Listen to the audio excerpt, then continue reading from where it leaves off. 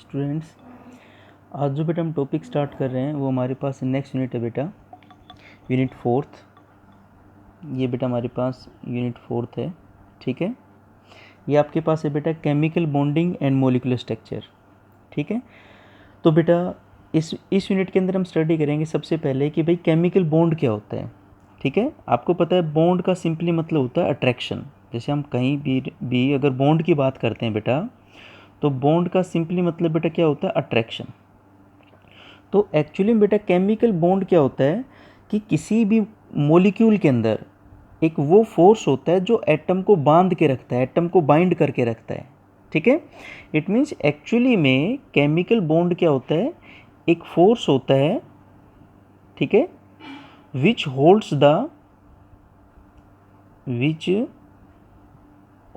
The atom together, atom together in the molecule, ठीक है ना। मतलब एक बेटा केमिकल बॉन्ड एक ऐसा फोर्स है जो मॉलिक्यूल के अंदर बेटा जो एटम्स होते हैं उनको क्या करेगा बेटा, होल्ड करके रखेगा, ठीक है, टुगेदर इन ए मॉलिक्यूल। अब क्वेश्चन ये जनरेट होता है कि सर एक्चुअली में एटम कंबाइन ही क्यों होते हैं, ठीक है ना। भाई एटम कंबाइन होने के पीछे रीज़न क्या है। तो इसके पीछे बेटा अगर हम बात करें, जो हमारे पास इनर्ट गैसेस हैं बेटा, ठीक है ना, इनर्ट गैसेस बोल लो या बेटा इसको हम नोबल गैसेस भी बोल सकते हैं। तो ये जो हमारे पास इनर्ट गैस है या नोबल गैस है, ठीक है।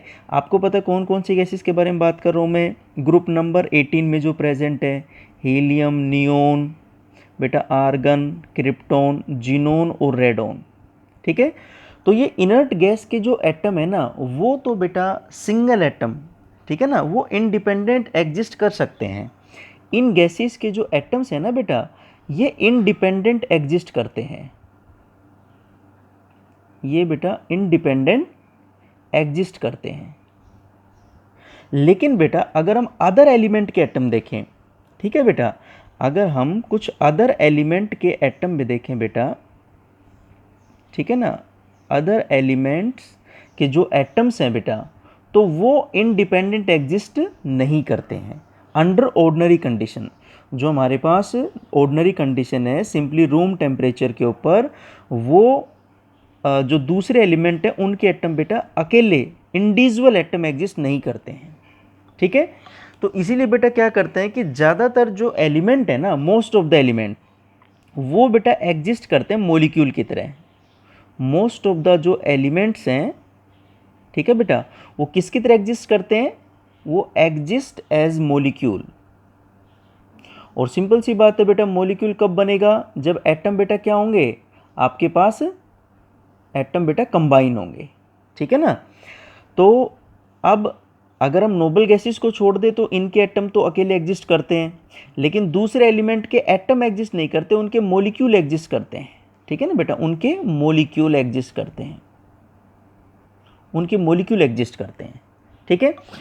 इसीलिए बेटा आपका जो एटम है वो कंबाइन होता है और केमिकल बॉन्ड बनाता है। अब सिंपल सी बात है, अगर कोई भी एटम कंबाइन होकर मॉलिक्यूल बना रहा है, इट मीन्स मॉलिक्यूल की स्टेबिलिटी ज़्यादा होगी तभी तो बना रहा है भाई।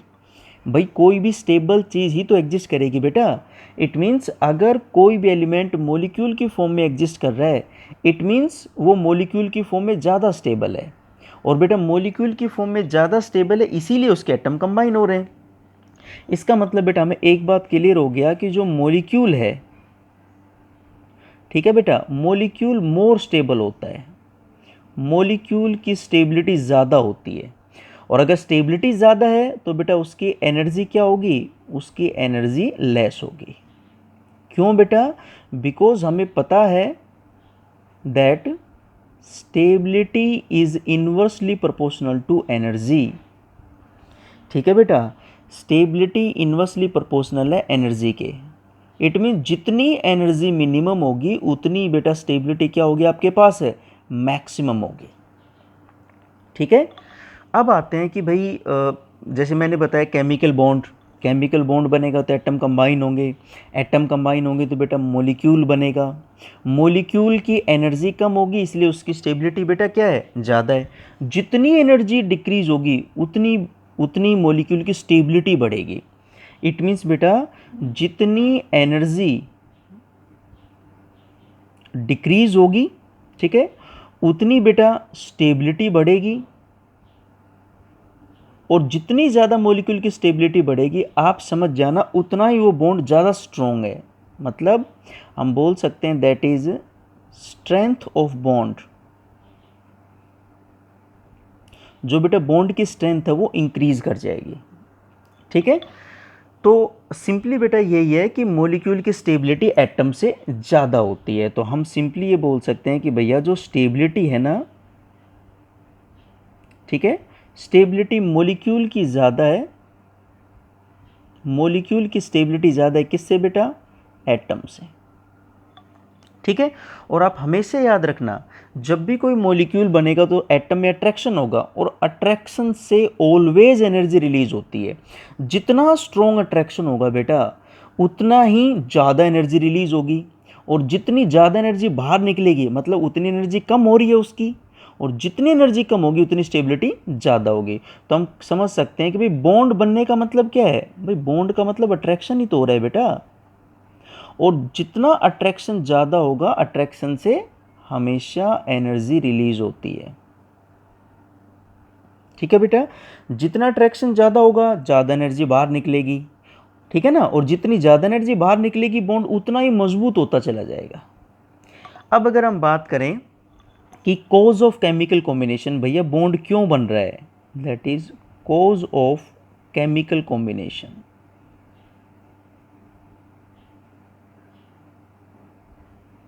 Cause of chemical combination, chemical combination का मतलब बेटा केमिकल बॉन्ड की फॉर्मेशन होना, ठीक है। तो इसके बेटा दो सबसे मेन फैक्टर हैं। एक तो बेटा जो मेन फैक्टर है that is tendency to acquire minimum energy, tendency to acquire minimum energy. मतलब बेटा ऑब्वियसली बात है बॉन्ड इसलिए बन रहा है सो दैट जो एनर्जी है मॉलिक्यूल की वो मिनिमम हो जाए, इसीलिए बॉन्ड बन रहा है, ठीक है। अब देखो सिंपल सी बात बेटा, कॉमन सी बात है, बताओ जब दो एटम एक दूसरे के क्लोज आएंगे तो वहाँ पे दो प्रकार के फोर्स लगेंगे बेटा, ठीक है। हम बोल सकते हैं बेटा when two atoms approach each other, जब एक दूसरे के बेटा क्लोज आएंगे,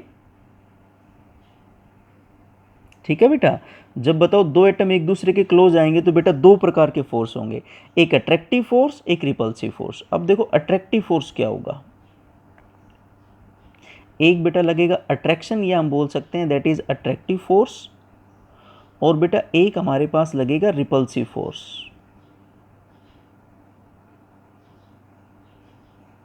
अब अट्रैक्टिव फोर्स क्या होगा, भाई ये दो एटम है, भाई मान लो ये एटम है एक, ये उसका न्यूक्लियस है, ये इसमें इलेक्ट्रॉन घूम रहे हैं। ये बेटा मान लो दूसरा एटम है, ये उसका न्यूक्लियस है, और ये मान लो बेटा उसके अंदर इलेक्ट्रॉन्स घूम रहे हैं। बेटा अट्रैक्टिव फोर्स क्या होगा, ये मान लो ए एटम है, ये बी एटम है, एक एटम का न्यूक्लियस दूसरे के इलेक्ट्रॉन को अट्रैक्ट करेगा तो ये कौन सा फोर्स कहलाएगा, अट्रैक्टिव फोर्स। इस एटम का न्यूक्लियस इसके इलेक्ट्रॉन को, तो एक एटम का न्यूक्लियस दूसरे के इलेक्ट्रॉन को अट्रैक्ट करेगा, ये अट्रैक्टिव फोर्स है। रिपल्सिव फोर्स क्या होगा भाई, ये जो आपके पास एटम है बेटा, ठीक है, ये एक एटम हो गया, ये दूसरा एटम हो गया, जब एक दूसरे के क्लोज आएंगे तो इनमें रिपल्सन भी तो लगेगा। रिपल्सन कैसे, भाई आपको पता है जब सेम चार्ज लाइक चार्ज एक दूसरे को रिपेल करेंगे तो इस एटम का न्यूक्लियस और इस एटम का न्यूक्लियस ये एक दूसरे को बेटा क्या करेंगे, ये रिपेल करेंगे, ठीक है। ये इलेक्ट्रॉन और ये इलेक्ट्रॉन ये भी बेटा एक दूसरे को क्या करेंगे, रिपेल करेंगे, ठीक है। तो जब भी दो एटम एक दूसरे के क्लोज आएंगे तो वहां पर बेटा दो प्रकार के फोर्स, ठीक है, दो प्रकार के फोर्स डेवलप होंगे, एक अट्रैक्टिव फोर्स एक रिपल्सिव फोर्स। अट्रैक्टिव फोर्स किसके बीच में है, न्यूक्लियस और इलेक्ट्रॉन के बीच में अट्रैक्टिव फोर्स है, एक एटम का न्यूक्लियस दूसरे के इलेक्ट्रॉन। रिपल्सिव फोर्स बेटा किसके बीच में है, न्यूक्लियस के बीच में है, एक एटम का न्यूक्लियस और बेटा दूसरे एटम का न्यूक्लियस, या बेटा एक एटम का इलेक्ट्रॉन और दूसरे एटम का इलेक्ट्रॉन। लेकिन बेटा मॉलिक्यूल तभी बनेगा जब अट्रैक्टिव फोर्स ज़्यादा होगा। भाई अट्रैक्टिव फोर्स ज़्यादा होगा तभी तो कॉम्बिनेशन होगा, ठीक है। और ऑब्वियसली बात है अट्रैक्टिव फोर्स ज़्यादा है। आपको पता है कि अगर मैं बात करूं मॉलिक्यूल, तो बेटा मॉलिक्यूल कब बनेगा, जब अट्रैक्टिव फोर्स ज़्यादा है, किससे, रिपल्सिव फोर्स से। और आपको पता है अट्रैक्शन होगा तो सिंपल सी बात है एनर्जी बाहर निकलेगी, एनर्जी रिलीज होगी, ठीक है ना। अट्रैक्शन से बेटा क्या होगा, एनर्जी रिलीज होगी, ठीक है बेटा। और आपको पता है जितनी एनर्जी रिलीज होगी, जितनी एनर्जी कम होगी, उतनी स्टेबिलिटी ज़्यादा हो जाएगी। तो देखो मिनिमम एनर्जी का मतलब यही है बेटा कि अट्रैक्शन से एनर्जी कम हो रही है, मिनिमम होते जा रही है, और जितनी मिनिमम एनर्जी होती जाएगी उतनी स्टेबिलिटी बढ़ते चली जाएगी। तो पहला जो रीज़न है that is tendency to acquire minimum energy. भैया एटम इसलिए कंबाइन कर रहे हैं सो दैट उनकी एनर्जी मिनिमम हो जाए, ठीक है। नेक्स्ट बेटा अगर हम बात करें सेकंड, अच्छा इसी में बेटा एक चीज़ मैं और बता देता हूँ। देखो आपको पता है एनर्जी बाहर निकल रही है, इट मीन्स हमें एक चीज़ और कंफर्म हो गया कि जो बॉन्ड फॉर्मेशन है बेटा, ठीक है ना, जो बॉन्ड फॉर्मेशन प्रोसेस है बेटा, ये एक्सोथर्मिक नेचर का है। एक्सोथर्मिक का मतलब बेटा वहाँ पर एनर्जी रिलीज होगी। एक्सोथर्मिक का मतलब हो गया बेटा दैट इज हम बोल सकते हैं एनर्जी रिलीज्ड, ठीक है बेटा, एनर्जी बाहर निकलेगी। नेक्स्ट बेटा हम अब एक कंक्लूजन और भी निकाल सकते हैं बेटा, वो कंक्लूजन ये है कि that is attraction inversely proportional बेटा एनर्जी के। इट मीन जितनी एनर्जी कम होगी उतना ही अट्रैक्शन ज़्यादा, आप समझ जाओ। या हम बोल सकते हैं दैट इज स्टेबिलिटी के भी इनवर्सली प्रोपोर्शनल है, जितनी एनर्जी कम होगी उतनी स्टेबिलिटी ज़्यादा, जितनी एनर्जी कम है इसका मतलब उसका अट्रैक्शन भी तो ज़्यादा है। तो ये दोनों फैक्टर अट्रैक्शन और स्टेबिलिटी एनर्जी के इनवर्सली प्रोपोर्शनल है। इसीलिए कोई भी एटम इसलिए कंबाइन हो रहा है सो दैट उसकी एनर्जी बेटा क्या हो जाए, मिनिमम हो जाए, that is minimum energy. Clear हो गया। सेकंड बेटा कोज ऑफ केमिकल कॉम्बिनेशन की बात करें कि भाई एटम क्यों कंबाइन हो रहे हैं, तो सेकंड रीजन है बेटा that is tendency to acquire, हम बोल सकते हैं नोबल गैस कॉन्फ़िगरेशन या inert gas configuration, that is noble gas configuration, ठीक है बेटा। सेकंड बेटा अगर हम रीजन जानने की कोशिश करें तो वो बेटा ये है कि एटम इसलिए कंबाइन हो रहे हैं सो दैट वो नोबल गैस कॉन्फ़िगरेशन को बेटा एक्वायर कर सकें, ठीक है, नोबल गैस कॉन्फ़िगरेशन को। अब ध्यान से देखना बेटा, अगर मैं बोल रहा हूँ कि भाई नोबल गैस कॉन्फ़िगरेशन को एक्वायर कर सकें तो हमें ये हम इसमें पहला पॉइंट तो यही बना सकते हैं कि भाई एटम इसलिए कंबाइन हो रहे हैं ताकि वो क्या कर सकें, एक्वायर कर सकें, किसको, नोबल गैस कॉन्फ़िगरेशन को। इसी में अब ये आता है कि भाई देखो नोबल गैस कॉन्फ़िगरेशन को एक्वायर क्यों करना चाहते हैं, इसके पीछे रीज़न है। मैंने आपको स्टार्टिंग में बताया था, ये ध्यान से देखो, मैंने आपको ये बताया था बेटा कि नोबल गैस और इनर्ट गैस को छोड़ देना, ठीक है ना, इनके एटम अकेले सिंगल एटम एग्जिस्ट करते हैं, ठीक है। अब एग्जिस्ट करते हैं इसका मतलब इनके एटम आपस में कोई बॉन्ड नहीं बनेगा, जैसे आर्गन आर्गन आपस में कंबाइन नहीं होगा, हीलियम हीलियम बेटा कंबाइन नहीं होगा, इट मीन्स ये बॉन्ड नहीं बना रहे। अब ये बॉन्ड नहीं बना रहे इट मीन्स कहीं ना कहीं इनकी इलेक्ट्रॉनिक कॉन्फ़िगरेशन स्टेबल है, आप समझ रहे हो ना, स्टेबल कॉन्फ़िगरेशन होने की वजह से बॉन्ड नहीं बना रहे। तो ऑब्वियसली बात है बेटा हर एटम स्टेबिलिटी, हर एटम हो या मॉलिक्यूल हो स्टेबिलिटी चाहता है, ठीक है। और स्टेबिलिटी कब होगी, जब एनर्जी कम होगी तो स्टेबिलिटी बढ़ जाती है। तो यहाँ पर भी बेटा यही हो रहा है कि भाई जो इनर्ट गैस है, जो बेटा हमने नोबल गैस देखी, ठीक है ना, उनकी कॉन्फ़िगरेशन स्टेबल है और इसी स्टेबल कॉन्फ़िगरेशन की वजह से बेटा वो बॉन्ड नहीं बनाते हैं, ठीक है ना। तो हम ये बोल सकते हैं कि भाई कोई भी एटम है, ठीक है ना, वो अपनी स्टेबल इलेक्ट्रॉनिक कॉन्फ़िगरेशन चाहता है, स्टेबल इलेक्ट्रॉनिक कॉन्फ़िगरेशन, ठीक है। अच्छा स्टेबल इलेक्ट्रॉनिक कॉन्फ़िगरेशन किसकी होती है, नोबल गैस की, दैट इज नोबल गैस की। अच्छा स्टेबल इलेक्ट्रॉनिक कॉन्फ़िगरेशन का मतलब क्या है, इसका मतलब है भैया मिनिमम एनर्जी, ठीक है ना। तो कहने का मतलब है कि कोई भी एटम बॉन्ड इसलिए बना रहा है सो दैट उसकी कॉन्फ़िगरेशन स्टेबल हो जाए। स्टेबल का मतलब उसकी नोबल गैस जैसी कॉन्फ़िगरेशन हो जाए। जैसे नोबल गैस कोई बॉन्ड नहीं बनाती हैं, वैसे ही सिंपल सी क्यों नहीं बनाती हैं, बिकॉज इनकी कॉन्फ़िगरेशन स्टेबल है। कॉन्फ़िगरेशन स्टेबल का मतलब होता है कि एनर्जी मिनिमम। अब अगर हम कॉन्फ़िगरेशन स्टेबल की बात करें तो उसकी आउटरमोस्ट सेल में बेटा 8 इलेक्ट्रॉन होने चाहिए, ठीक है, दैट इज NS2 NP6। तो अगर आप यहाँ पे देखोगे तो यहाँ पे बेटा 8 इलेक्ट्रॉन्स हैं आउटर मोस्ट सेल में। लेकिन आप कहोगे सर नोबल गैसेस में हीलियम है, हीलियम का एटॉमिक नंबर तो 2 है, एटॉमिक नंबर 2 है, तो इसकी कॉन्फ़िगरेशन तो सर 1s2 होती है। यस, हीलियम के आउटर मोस्ट सेल में 2 इलेक्ट्रॉन होते हैं, लेकिन जो बचे हुए एलिमेंट है, हीलियम हो गया, neon, argon, krypton, xenon, radon, इन बेटा सभी की आउटरमोस्ट सेल में 8 इलेक्ट्रॉन्स होते हैं, ठीक है। 8 इलेक्ट्रॉन्स का मतलब बेटा NS2 NP6, मतलब सभी की ऑक्टेट कंप्लीट है। यहाँ पर बेटा सभी की ऑक्टेट कंप्लीट है, ठीक है। तो सेकंड जो रीज़न है वो ये है कि कोई भी एटम इसलिए बॉन्ड बनाता है सो दैट उसकी एनर्जी मिनिमम हो। Energy minimum means stable electronic configuration, और स्टेबल इलेक्ट्रॉनिक कॉन्फ़िगरेशन किसकी होती है, नोबल गैस की, ठीक है। उनकी कॉन्फ़िगरेशन क्या होती है बेटा, उनकी आउटरमोस्ट सेल में 8 इलेक्ट्रॉन मिलेंगे, किसको छोड़ देना, हीलियम, उनके आउटरमोस्ट सेल में 2 इलेक्ट्रॉन मिलते हैं, ठीक है। और बेटा यहीं से डेवलप होता है बेटा कि हम ये बात कर रहे हैं कि भाई जिस एटम की आउटरमोस्ट सेल में 8 इलेक्ट्रॉन है वो स्टेबल है। स्टेबल का मतलब उसकी एनर्जी बहुत कम है, और एनर्जी कम है तभी स्टेबल है। यहीं से बेटा डेवलप होता है Lewis octet rule, that is Lewis octet rule. अब ध्यान से देखना भाई, लुईस ऑक्टेट रूल क्या कहता है, that is Lewis octet rule, ठीक है। देखो ऑक्ट का मतलब हो गया 8, तो ऑक्टेट रूल का मतलब हो गया यहाँ पर 8 इलेक्ट्रॉन्स, हम इन्हीं की बात कर रहे हैं, ठीक है। तो अगर हम बात करें, लुईस ऑक्टेट रूल ये कहता है कि भाई कोई भी एटम है, ठीक है ना, वो अपने आउटरमोस्ट सेल में 8 इलेक्ट्रॉन एक्वायर करना चाहेगा। कोई भी एटम हो वो चाहता है कि जो उसकी आउटरमोस्ट सेल है, ठीक है, उसमें कैसे भी करके 8 इलेक्ट्रॉन्स आ जाएं।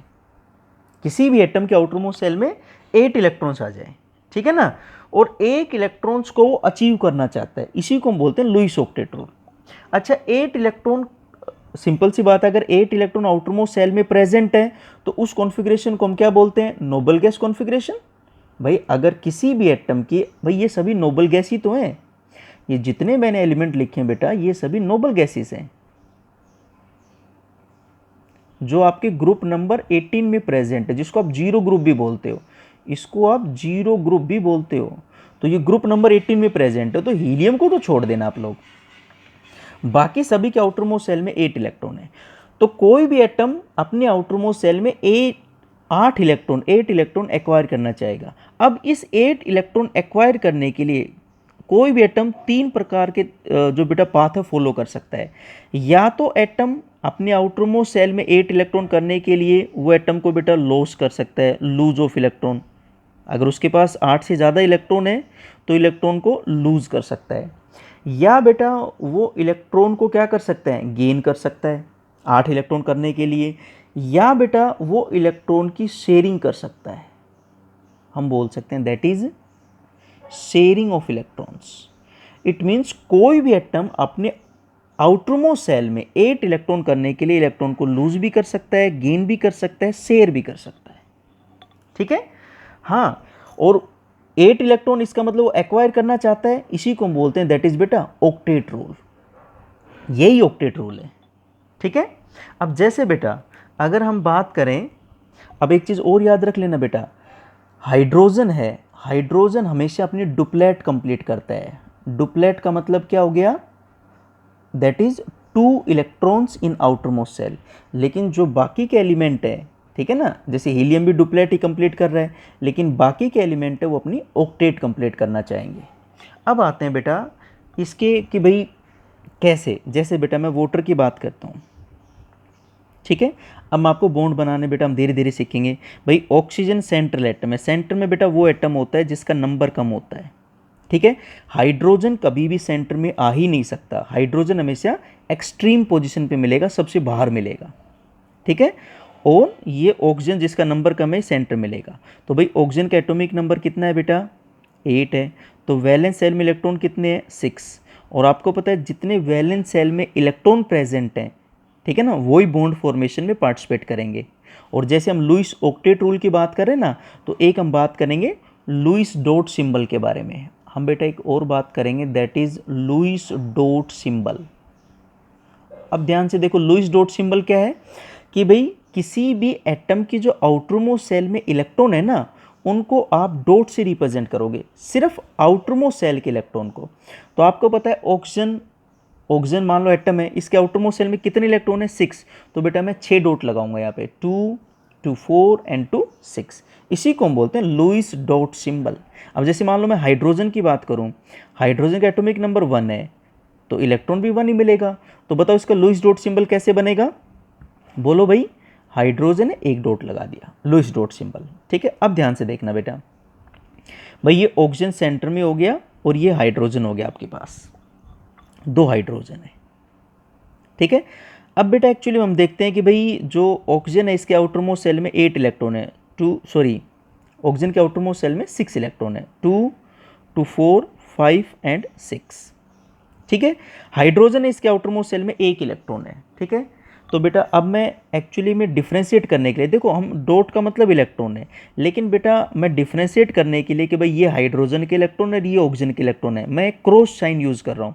तो आप इलेक्ट्रॉन को रिप्रेजेंट करने के लिए ऐसे क्रॉस साइन भी यूज़ कर सकते हो।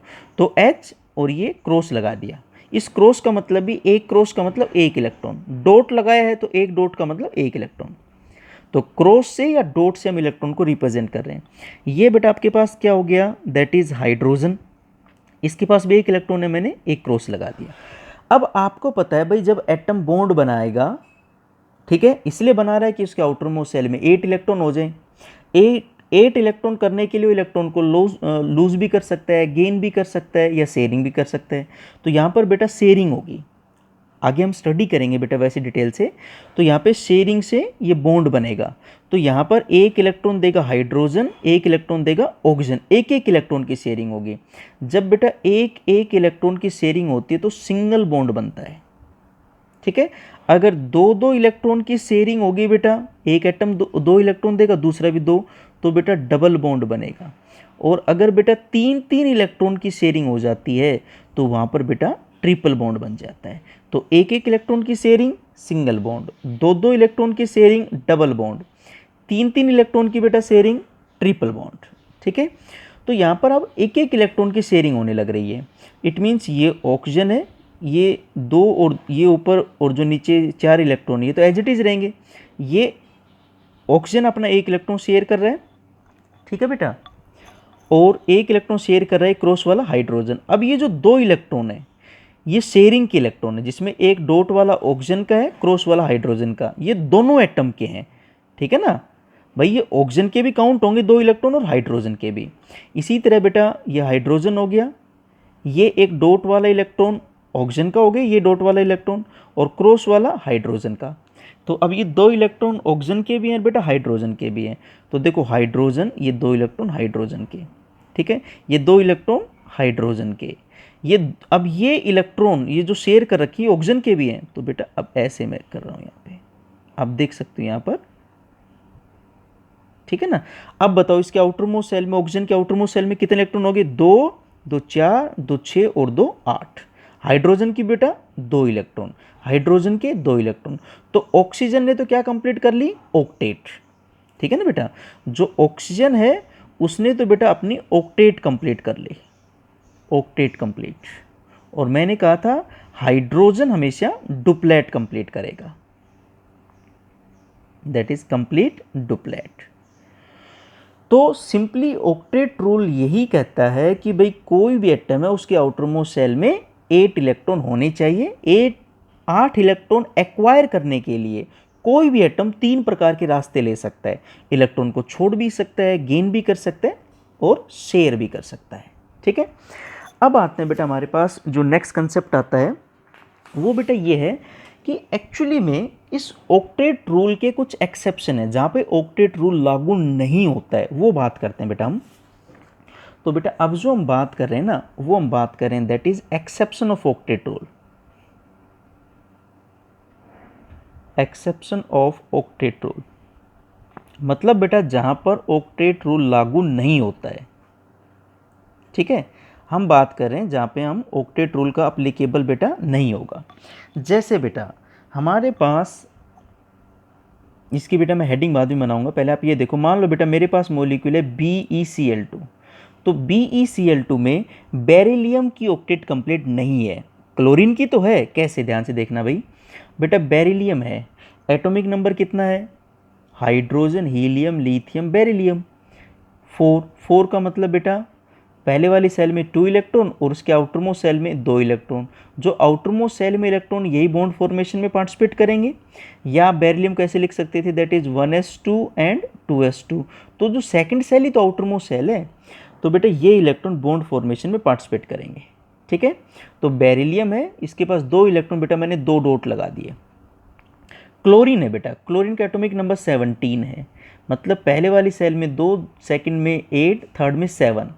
अब 7 इलेक्ट्रॉन है, तो बेटा इन 7 इलेक्ट्रॉन को रिप्रेजेंट करने के लिए मैं क्रॉस लगा रहा हूँ, that is 2 to 4 to 6 and यहाँ पे मैंने क्रॉस लगा दिया 7। इसी तरह बेटा ये दूसरा क्लोरीन है, इसके आउटरमोस्ट सेल में बेटा 7 इलेक्ट्रॉन होंगे, that is 2 to 4 to 6 and 1 7। अब यहाँ पे एक एक इलेक्ट्रॉन की मान लो शेयरिंग कर लेते हैं। बेरिलियम अपना एक इलेक्ट्रॉन देता है, एक इलेक्ट्रॉन बेटा कौन देता है, दैट इज क्लोरीन। अब ये 2 इलेक्ट्रॉन बेरिलियम के भी हैं, क्लोरीन के भी हैं, तो ये 2 इलेक्ट्रॉन बेटा क्लोरीन के भी होंगे और ये बेरिलियम के भी होंगे। इसी तरह यहाँ पे क्रॉस वाला इलेक्ट्रॉन क्लोरीन का है, डॉट वाला इलेक्ट्रॉन बेरिलियम का, एक एक इलेक्ट्रॉन की शेयरिंग हो रही है, तो यहाँ पे 2 इलेक्ट्रॉन दोनों के काउंट होंगे। अब ये जो ये 2 इलेक्ट्रॉन बेरिलियम के भी हैं, तो अब ध्यान से देखना, बताओ अगर मैं बेरिलियम की आउटरमोस्ट सेल में बात करूं, तो भैया अभी बेरिलियम के आउटरमोस्ट सेल में कितने इलेक्ट्रॉन है, 2 and 2 4। हाँ, क्लोरीन में कोई डाउट नहीं है, क्लोरीन की आउटरमोस्ट सेल में 8 इलेक्ट्रॉन हो गए, 2 4 6 और 2 8। यहाँ पर भी 2 4 to 6 एंड 2 8। लेकिन बेटा बेरिलियम की ऑक्टेट कंप्लीट नहीं है, हम बोल सकते हैं ऑक्टेट नॉट कंप्लीट। मतलब बेरिलियम के आउटरमोस्ट सेल में 8 इलेक्ट्रॉन नहीं है, लेकिन BeCl2 मॉलिक्यूल तो स्टेबल है। अब स्टेबल भी है लेकिन इसके आउटरमोस्ट सेल में 8 इलेक्ट्रॉन नहीं है, ठीक है। तो इट मीन्स ये हो गया कि ये मॉलिक्यूल ऑक्टेट रूल को ओबे नहीं करता। जैसा ऑक्टेट ने, जैसे अगर हम ऑक्टेट रूल की बात करें, ऑक्टेट रूल ये कहता है कि भाई कोई भी एटम अपनी आउटरमोस्ट सेल में, बाहर वाली सेल में 8 इलेक्ट्रॉन करने के लिए इलेक्ट्रॉन की शेयरिंग कर सकता है, इलेक्ट्रॉन को लॉस कर सकता है, गेन कर सकता है, ठीक है। लेकिन यहाँ पे ऑक्टेट रूल बेटा ओबे नहीं होता। अब जिन इलेक्ट्रॉन की आउटरमोस्ट सेल में 8 से कम इलेक्ट्रॉन होंगे, उनको बेटा हम बोलेंगे इलेक्ट्रॉन डेफिशिएंट मॉलिक्यूल, ठीक है। तो हम बोल सकते हैं दैट इज ये कैसे हैं, electron deficient molecule. Electron deficient molecule का मतलब बेटा क्या हो गया, जिनकी ऑक्टेट कंप्लीट नहीं है, हम बोल सकते हैं इनकम्प्लीट ऑक्टेट।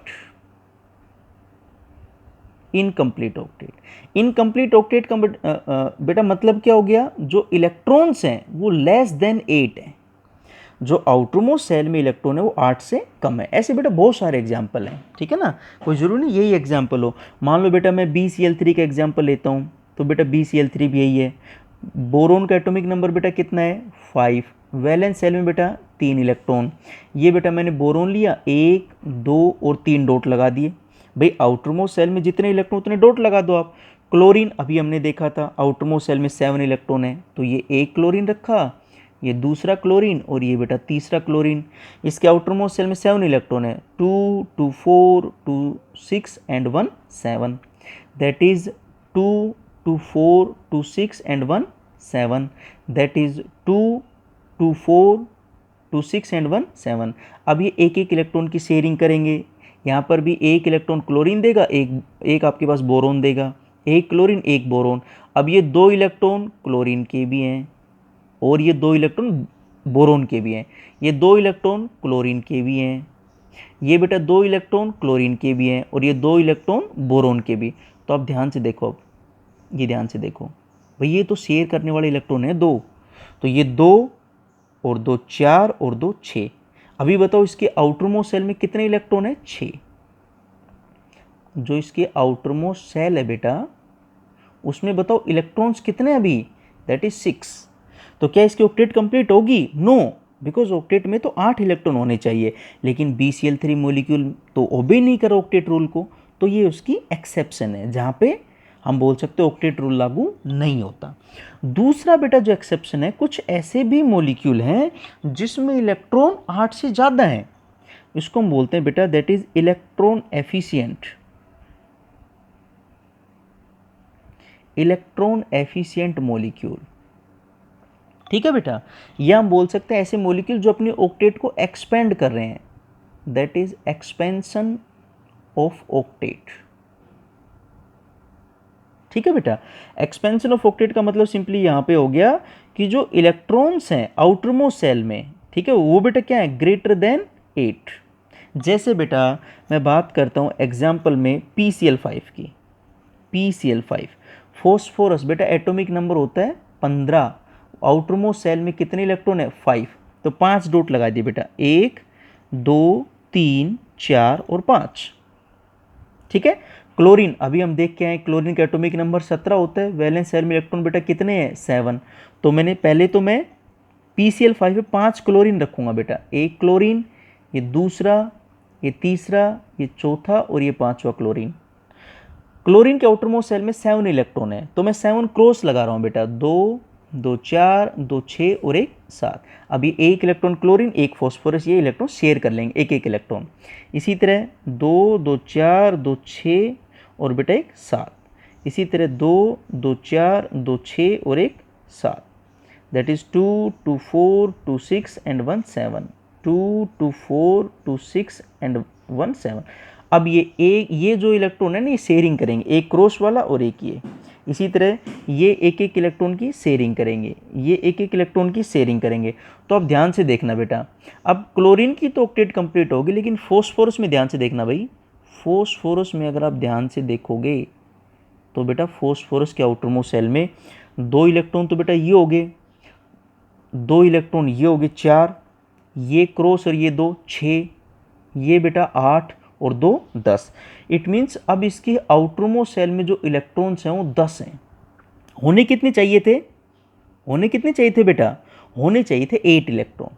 ठीक है, इट मीन्स बेटा यहाँ पर कुछ ऐसे भी मॉलिक्यूल हैं जो ऑक्टेट रूल को ओबे नहीं करते, उसमें 8 से ज़्यादा इलेक्ट्रॉन है। जैसे बेटा अगर मैं PCl5 की बात करूँगा तो यहाँ पर जो हमारे पास इलेक्ट्रॉन है, एक बॉन्ड में 2, तो 5 में 10 इलेक्ट्रॉन। मैं बात करता हूँ SF6, ठीक है ना, तो ओबियसली बात है एक बॉन्ड में 2 इलेक्ट्रॉन मिलेंगे, 6 में बेटा इलेक्ट्रॉन्स, इसमें कितने मिलेंगे? 12 इलेक्ट्रॉन्स मिलेंगे। बेटा मैं बात करता हूँ IF7, तो यहाँ पर बेटा एक फ्लोरीन जब बॉन्ड बनाएगा 2 इलेक्ट्रॉन, 7 फ्लोरीन है, तो बताओ बॉन्ड इलेक्ट्रॉन बेटा कितने मिलेंगे? That is 14 electrons. मतलब ये ऐसे मॉलिक्यूल हैं PCl5, SF6, IF7 जो इलेक्ट्रॉन एफिशिएंट हैं, जिसमें इलेक्ट्रॉन ग्रेटर देन 8 है। देख सकते हो 8 से ज़्यादा है। तीसरा बेटा जो इसका कमी थी, जो ओबे नहीं करता, that is odd electron molecules, odd electrons molecules. अब बेटा ओड इलेक्ट्रॉन मॉलिक्यूल्स का मतलब क्या है कि यहां पर जो इलेक्ट्रॉन्स होंगे ना बेटा, वो ओड नंबर में होंगे, या हम बोल सकते हैं ओड नंबर को, दैट इज अनपेयर्ड इलेक्ट्रॉन्स होंगे, पेयर्ड नहीं होंगे। जैसे बेटा मैं बात करता हूं NO, नाइट्रिक ऑक्साइड की। ठीक है, अब बताओ नाइट्रोजन है, एटॉमिक नंबर बेटा 7 है, तो बताओ वैलेंस शेल में इलेक्ट्रॉन कितने मिलेंगे? 5। ऑक्सीजन है, एटॉमिक नंबर है बेटा आपके पास 8, वैलेंस शेल में बताओ इलेक्ट्रॉन कितने मिलेंगे? 6। अब ध्यान से देखना भाई, नाइट्रोजन है बेटा, वैलेंस शेल में 5 इलेक्ट्रॉन है, ठीक है, 2 2 4 और 1 5। ठीक है बेटा, आपके पास ऑक्सीजन है, वैलेंस शेल में 6 इलेक्ट्रॉन है, तो मैं 6 क्रॉस लगा रहा हूँ, 2 2 4 और 2 6। अब ये 2 इलेक्ट्रॉन ऑक्सीजन और 2 इलेक्ट्रॉन नाइट्रोजन आपस में शेयर कर रहे हैं, तो अब ये 4 इलेक्ट्रॉन, ऑक्सीजन के भी होंगे और नाइट्रोजन के भी। तो ये बेटा ऑक्सीजन के भी होंगे और नाइट्रोजन के भी। तो बताओ ऑक्सीजन की तो ऑक्टेट कंप्लीट होगी, 2 4 और 4 8। अब ध्यान से देख नाइट्रोजन का देखना, ये 4 इलेक्ट्रॉन नाइट्रोजन के भी हैं। तो ये बेटा अगर आप देखोगे तो बताओ नाइट्रोजन के पास कितने इलेक्ट्रॉन है, 2 2 4, भाई 4 तो ये हो गए, 2 6 और 1 7। तो नाइट्रोजन के पास बेटा 7 इलेक्ट्रॉन है और ऑक्सीजन के पास 8 इलेक्ट्रॉन है। तो बताओ आप देख सकते हो यहाँ पर कि यहाँ पर इलेक्ट्रॉन कैसे ओड है, भाई 7 क्या है, दैट इज ओड नंबर है। तो आप देख सकते हो यहाँ पर कि 7 नाइट्रोजन की आउटर मोस्ट शेल में 8 इलेक्ट्रॉन नहीं है, सिर्फ 7 इलेक्ट्रॉन है। इट मीन्स ये भी ऑक्टेट रूल को ओबे नहीं कर रहा है। तो ये बेटा एक्सेप्शंस थे, दैट इज ऑक्टेट रूल।